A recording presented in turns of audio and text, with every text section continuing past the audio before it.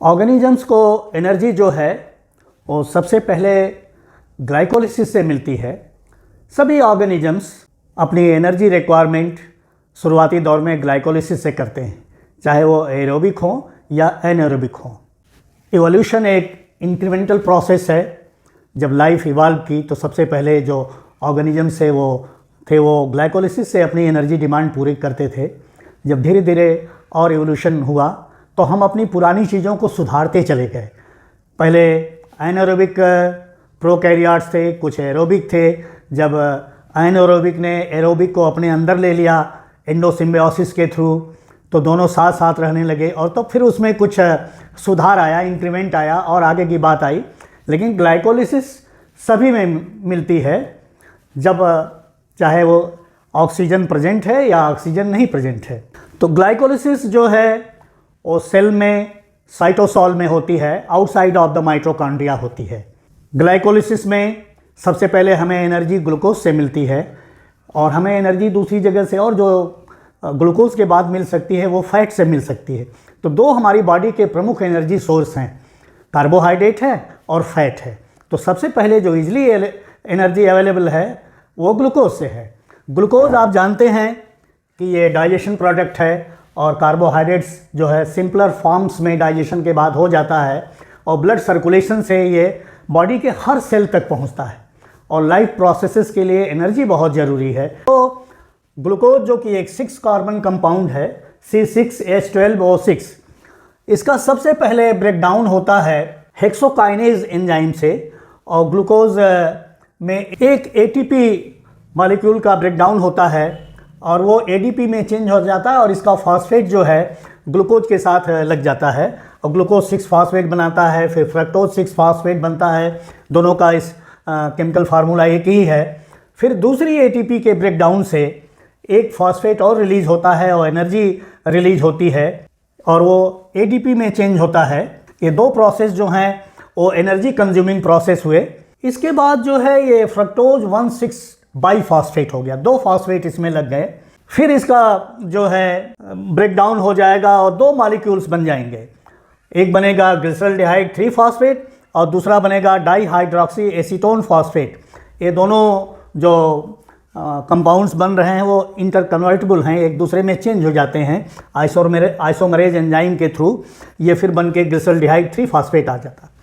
यहाँ तक तो ये कंज्यूम हुई एनर्जी, ये देखिए एनर्जी कंज्यूम्ड, यहाँ तक एनर्जी कंज्यूम हुई और इसका जो एनर्जी ATP के ब्रेकडाउन से निकली वो उसने इतने रिएक्शन प्रोसेस को आगे बढ़ाया।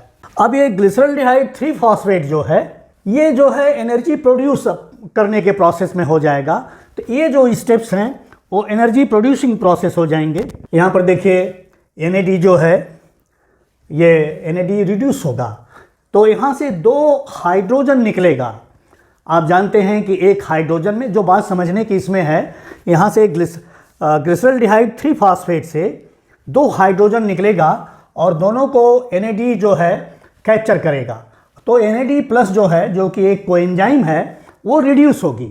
तो जो चीज़ रिड्यूस होगी वो ऑक्सीडाइजिंग एजेंट हो गई, क्योंकि इसको वो क्या कर रही है, ऑक्सीडाइज कर रही है और खुद रिड्यूस हो रही। तो ये जो हुआ NAD प्लस जो है ऑक्सीडाइजिंग एजेंट है। तो यहाँ से जो 2 हाइड्रोजन आएगा तो 2 हाइड्रोजन के मतलब हो गए कि 2 इलेक्ट्रॉन आए और 2 प्रोटॉन आए। तो देखिए एक इलेक्ट्रॉन तो इसको इस प्लस के साथ हो जाएगा तो ये न्यूट्रल आया और एक हाइड्रोजन इसके साथ लग गया तो NADH हो गया। तो अब एक तरह से ये न्यूट्रल एजेंट हो गया, खुद जो है ये रिड्यूस हुआ और न्यूट्रल हो गया और ग्लिसरॉल्डिहाइड 3 फॉस्फेट को इसने ऑक्सीडाइज किया। 2 मॉलिक्यूल्स बने हैं 3 कार्बन के। मैं एक मॉलिक्यूल को ऐसे दिखला रहा हूँ, उसी तरह से दूसरा मॉलिक्यूल भी जो है कन्वर्ट होकर ग्लिसरॉल्डिहाइड 3 फॉस्फेट बनाएगा और उसका भी सेम प्रोसेस चलेगा। तो इसके बाद 1,3 बाईफॉस्फोग्लिसरेट बनेगा और यहाँ पर एक ADP से एक ATP बनेगा, इनऑर्गेनिक फॉस्फेट इसमें कंज्यूम होगा। नेक्स्ट जो है स्टेप 3 फॉस्फोग्लिसरेट हुआ, 3 फॉस्फो से 2 फॉस्फोग्लिसरेट बना और 2 फॉस्फो से फॉस्फोइनॉल पायरुवेट बना। यहाँ पर भी देखिए एक ADP से एक ATP बन रहा है। तो यहाँ पर एनर्जी प्रोड्यूस हो रही थी और यहाँ पर एनर्जी कंज्यूम हो रही है। अंत में एक ग्लिसरल्डिहाइड 3 फॉस्फेट से एक पायरुवेट बन गया। तो दूसरा वाला भी, ये जो डाई हाइड्रोक्सी एसीटोन फॉस्फेट है, वो भी कन्वर्ट हो जाएगा ग्लिसरल्डिहाइड 3 फॉस्फेट में। तो ये भी एक सेम स्टेप ऐसे चलेगा। इसका मतलब 2 पायरुवेट मॉलिक्यूल हमें मिल गए एक ग्लूकोज मॉलिक्यूल से। ग्लूकोज में 6 कार्बन है, तो 6 कार्बन के 2 मॉलिक्यूल, 3 कार्बन का एक पायरुवेट, 3 कार्बन का दूसरा पायरुवेट। इसमें हमें मिला क्या ग्लाइकोलिसिस में? ग्लाइकोलिसिस में हमें मिला पायरुवेट के 2 मॉलिक्यूल्स, जो कि जिनमें दोनों मॉलिक्यूल्स में 3-3 कार्बन हैं, और एक ग्लिसरल्डिहाइड फॉस्फेट से 2 एटीपी मिला। तो दूसरे ग्लिसरल्डिहाइड 3 फॉस्फेट से भी 2 एटीपी मिलेंगे, मतलब कुल प्रोडक्शन हुआ 4 एटीपी का। और क्या मिला? एक ग्लिसरल्डिहाइड फॉस्फेट से एक NAD+ जो है रिड्यूस होकर NADH बनाया, तो दूसरा भी ग्लिसरल्डिहाइड फॉस्फेट जो है एक दूसरा NADH बनाएगा। सब मिला हमें 2 NADH और 4 ATP मॉलिक्यूल्स। कंज्यूम क्या हुआ? ब्रेकडाउन में कंज्यूम क्या हुआ? कंज्यूम हुआ एक ATP यहाँ हुआ और एक ATP यहाँ हुआ, तो 2 ATP लगा इसके ग्लाइकोलिसिस में और 4 ATP मिला। तो नेट गेन कितना हुआ? नेट गेन का मतलब होता है कि जैसे हमने दिन भर में 4 रुपया कमाया और 2 रुपया खर्च हो गया, तो हमारा नेट गेन क्या रहा? तो हमारा नेट गेन 2 रुपीज़ का रहा।